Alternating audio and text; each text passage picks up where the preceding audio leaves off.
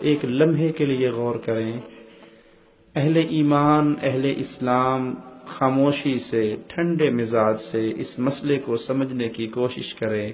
اللہ کی قسم یہ ایک حدیث امت میں جتنے فرقے ہیں سب کو ختم کرنے کے لیے کافی ہے۔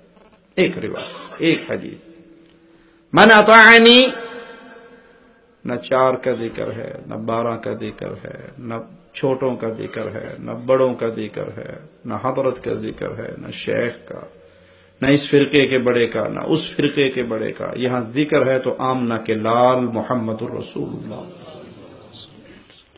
جو میرے پیچھے چلا۔ کوئی پارٹی نہیں، کوئی گروہ نہیں، کوئی جماعت نہیں، کوئی تنظیمیں نہیں، صرف ایک جماعت۔ اور اللہ کا شکر ہے، اللہ کا کرم ہے، اللہ کی رحمت ہے، اس دھرتی پہ وہ ایک جماعت صرف اہل الحدیث ہے جنہوں نے ایک ہاتھ میں رب کا کلام پکڑا ہے، دوسرے میں محمد کا فرمان پکڑا ہے صلی اللہ علیہ وسلم۔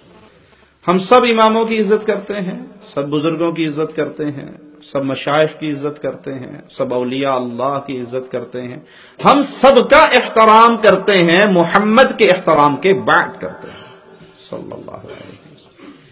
یہ ہے وہ راستہ جو جنت میں لے جا سکے، یہ ہے وہ راستہ احادیث رسول پہ چلنے کا، سنت مصطفیٰ کو پکڑنے کا، جس پہ انسان گامزن ہو جائے۔ یہ دنیا تو سنورتی ہی سنورتی ہے، آخرت بھی سنور جاتی ہے، اور کامیاب ہے وہ جس کی آخرت سنور گئی، نامراد ہے وہ جس نے اپنی آخرت کو برباد کر لیا۔ سنت کہتے کس کو ہے؟ پیارے حبیب علیہ الصلوۃ والسلام کا وہ طریقہ، وہ عقیدے میں ہو، وہ عمل میں ہو، وہ عبادات میں ہو، وہ معاملات میں ہو، وہ طریقہ مصطفیٰ صلی اللہ علیہ وسلم ملے گا کہاں سے؟ احادیث رسول سے۔ پیارے حبیب علیہ الصلوۃ والسلام کے اس طریقے پہ جو چلا اس کو اہل السنہ بھی کہا جاتا ہے، اس کو اہل الحدیث بھی کہا جاتا ہے، سنت والا، حدیث والا۔ قرآن کی آیات کو بھی اللہ نے حدیث کہا ہے، فَبِأَيِّ حَدِيثٍ بَعْدَهُ يُؤْمِنُونَ۔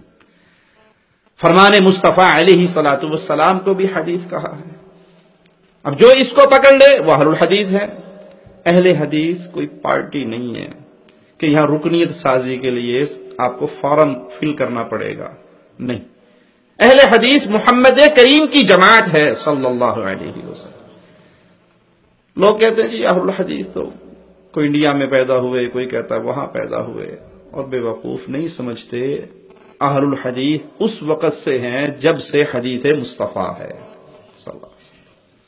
سب سے پہلی جماعت میرے پیارے حبیب پہ ایمان لانے والی صحابہ کی جماعت۔